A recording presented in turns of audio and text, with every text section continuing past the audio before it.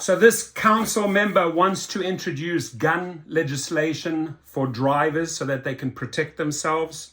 He says they are basically sitting ducks. I agree with that. This may be a sensitive topic for some drivers, pro-gun, anti-gun. I'll tell you my position before we start the video. I'm not for high-powered machine guns or rifles or semi-automatic guns in the public. I'm all for owning a handgun. And I can tell you a handgun saved my life probably 9 times in South Africa, right? It was either them or me.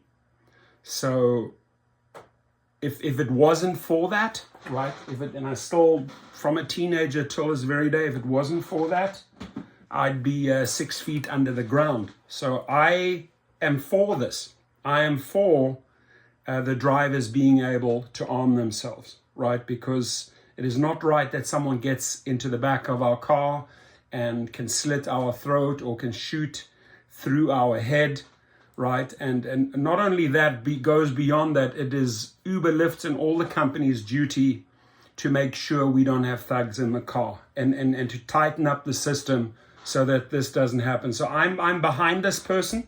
If I can get involved with you and keep on pushing this, I will.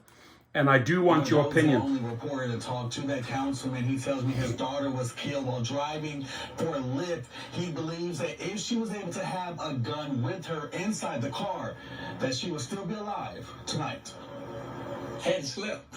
I hadn't slept since November 21st. The last few months have been tough for Peachtree Corner City Councilman Joe Sawyer. We went by the cemetery yesterday, and me and my wife had a hard time. His daughter, 31-year-old Lauren Allen, was driving for Lyft when she was shot and killed in November. The DeKalb County Police say Allen was dropping off a passenger on Cedarcroft Court when the passenger got into an argument with her boyfriend, and he fired his gun and hit Allen. They're out there driving. They have no protection at all.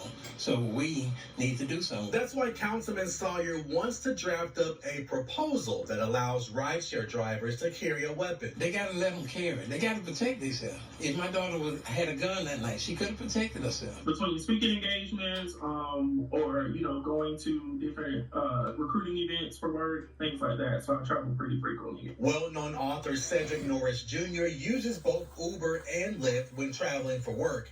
He doesn't feel good about the possibility of his rideshare driver packing. To get into a vehicle and to be taking a seamless trip to the airport and see an AR-15 sitting on your Lyft driver's front seat, seems to be a little unsettling. Neither Uber or Lyft allow their drivers to carry a weapon while on the clock. I spoke with attorney Jessica Sino. Now, if we have a state law that says that Uber and Lyft drivers are in fact allowed to carry a concealed weapon, the state law will trump the company policy. And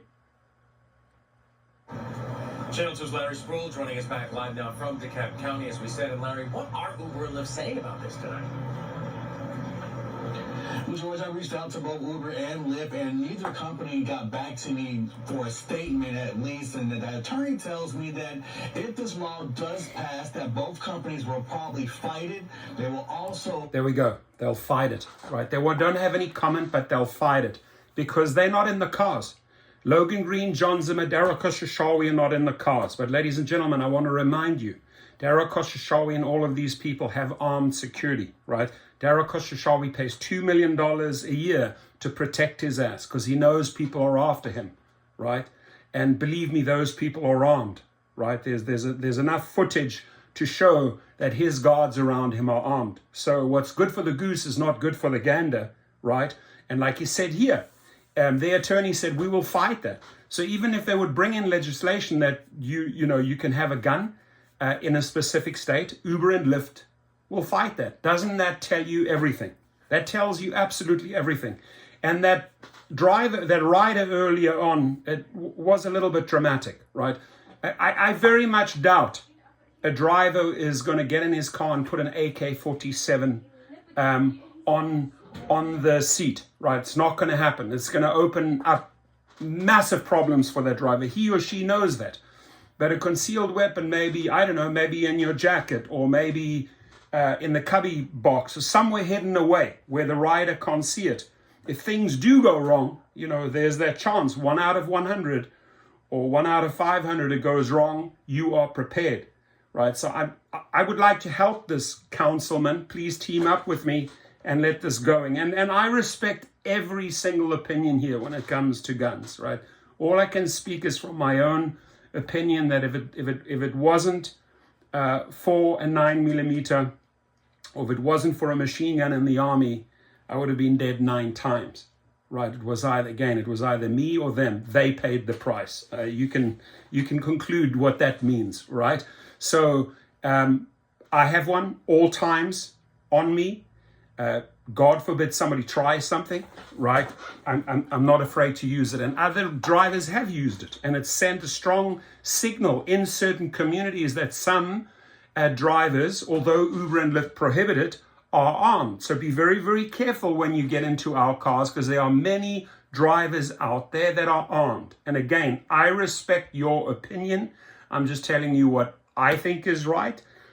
You may want to go out and get a taser or a baton or a dash cam, whatever it takes, but you need to do something at least to keep yourself safe. So I would like to see this happen. And again, I'm astounded. I'm blown away that these executives who have armed security will not allow a driver to be safe in their own vehicle. So send them out. Don't do anything about safety. Gus Fultner, you're failing us. Dara Khosrowshahi, you're failing us. Logan Green and John Zimmer, you are failing us. Tony Zhu, you are failing us, right?